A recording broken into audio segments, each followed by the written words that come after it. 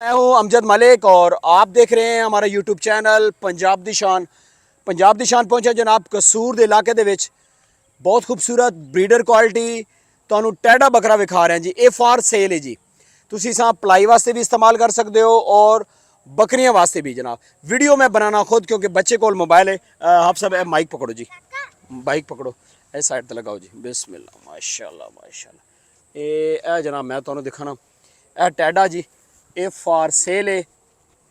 ਇਹ ਜਨਾਬ ਕਸੂਰ ਦੇ ਇਲਾਕੇ ਦੇ ਵਿੱਚ ਖੜਾ ਜੀ ਤੇ ਮਾਸ਼ਾਅੱਲਾ ਇਹਨਾਂ ਦੇ ਕੋਲ ਹੋਰ ਵੀ ਟੈਡੀ ਬੱਕਰੀਆਂ ਜਨਾਬ। ਐਲਾ हाफ साहब अस्सलाम वालेकुम। वालेकुम सलाम। क्या हाल है? ठीक हो? खैरियत है? जी जी सेहत तबीयत कैसी जनाब? अल्हम्दुलिल्लाह। अच्छा ये बकरा तुसी सेल करना है? जी जी। अच्छा ਇਹਦੀ ਉਮਰ ਸ਼ੁਮਰ ਦਾ ਤੁਹਾਨੂੰ ਪਤਾ ਹੈ ਕਿੰਨੀ ਉਮਰ ਹੈ?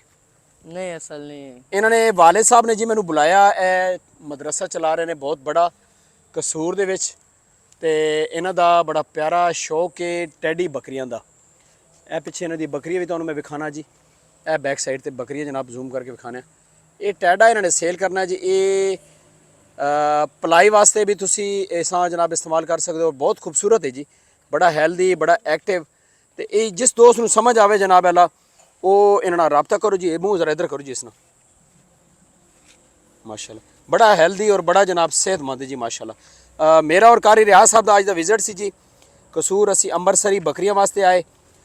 ਬਦਕਿਸਮਤੀ ਨਾਲ ਜਨਾਬ ਅੱਲਾ ਸਾਡਾ ਉਹਨਾਂ ਨਾਲ ਰਾਬਤਾ ਨਹੀਂ ਹੋ ਸਕਿਆ ਜੀ। इंशाल्लाह नेक्स्ट टाइम ਅੰਮ੍ਰਿਤਸਰੀ ਬੱਕਰੀ ਵੀ ਤੁਹਾਨੂੰ ਵਿਖਾਵਾਂਗੇ। ਫਿਰ ਸਪੈਸ਼ਲੀ ਜਨਾਬ ਸਾਨੂੰ ਇਸ ਬੱਕਰੇ ਬਾਰੇ ਕਿਹਾ ਗਿਆ ਇਹ ਫਾਰ ਸੇਲ ਹੈ ਜੀ। ਤੇ ਇਹ ਜਨਾਬ ਵਾਲਾ ਤੁਸੀਂ ਪਲਾਈ ਵਾਸਤੇ ਅਗਰ ਤੁਹਾਨੂੰ ਸਮਝ ਆਵੇ ਤੇ ਇਹਨਾਂ ਕੋਲ ਰਾਬਤਾ ਨੰਬਰ ਲੈਂਦੇ ਜੀ। ਕੰਟੈਕਟ ਨੰਬਰ ਕੀ ਹੈ ਜੀ ਤੁਹਾਡਾ? 0303 0303 433 433 9984 9984 ਇਹਨਾਂ ਨਾਲ ਕੰਟੈਕਟ ਨੰਬਰ ਹੈ ਜੀ।